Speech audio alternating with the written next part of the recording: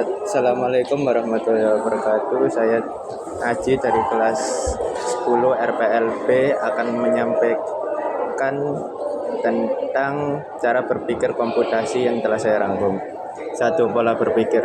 Konsep, ide, atau gagasan respon berpikir yang melahirkan imajinasi berupa rancangan solusi terhadap masalah yang dihadapi sebagai hasil pemikiran, baik yang bersifat spontan maupun melalui proses pemikiran yang lama. Ide atau gagasan yang dihasilkan dari proses berpikir secara panjang dan matang disebut penalaran. Terkadang ide hanya berupa bayangan yang mendalam sebelum diwujudkan. B. Teknik memetakan ide. Kompleksitas permasalahan harus diimbangi dengan visualisasi penjabaran ide atau gagasan secara detail, jelas, dan mudah dibaca. C. Konsep algoritma. Serangkaian proses atau aturan yang disusun dan diurutkan secara sistematis dan logis untuk menyelesaikan permasalahan. 2. Pernyataan dan logika proposisi. A. Definisi proposisi. Metode untuk menyatakan sesuatu secara utuh sehingga dapat dinilai apakah pernyataan tersebut benar, salah, disetujui, ditolak, diterima, atau disangkal. Validasinya. B. Aspek penggunaan dalam proposisi. 1. Aspek bentuk. Proposisi tunggal terdiri dari satu subjek dan satu predikat. Proporsi majemuk memiliki dua predikat atau gabungan dua pernyataan tunggal proporsi. 2. Aspek sifat. Pernyataan proporsi yang nilai kebenarannya memiliki syarat. Pernyataan yang nilai pembenaran atau penolakan secara mutlak tanpa syarat. 3. Aspek luas universal. Pernyataan yang menjelaskan kondisi secara menyeluruh atau bagian tertentu. Partikular. Penyampaian sebagian aspek dalam seluruh aspek kebenaran. Singular. Penyampaian pernyataan dengan satu aspek saja. 4. Aspek kualitas kuantitas. Proporsi A bersifat alternatif atau singular positif untuk menyatakan secara keseluruhan tentang kebenaran, pengakuan, dan nilai positif. Proporsi E bersifat universal negatif untuk menyatakan penolakan, pengingkaran, dan negatif. Proporsi 1 menjelaskan sebagian dari semua kebenaran, pengakuan, dan nilai positif. Proporsi 0 jenis partikular negatif yang menyatakan sebagian dari keseluruhan penolakan, pengingkaran, dan bernilai negatif. 3. Logika matematika.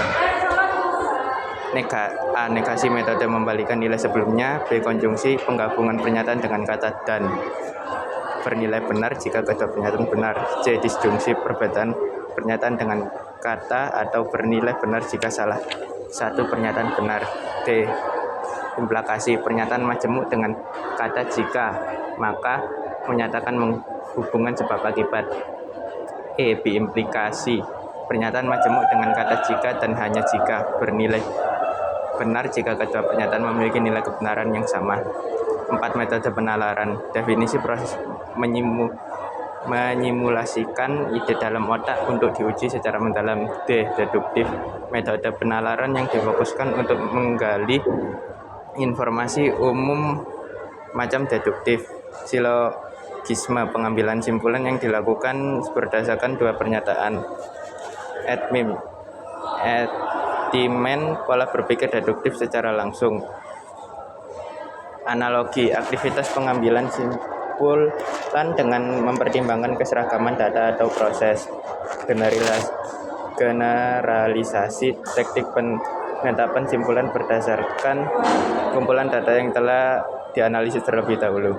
Transduktif penarikan poin simpulan terhadap kasus yang bersifat khusus.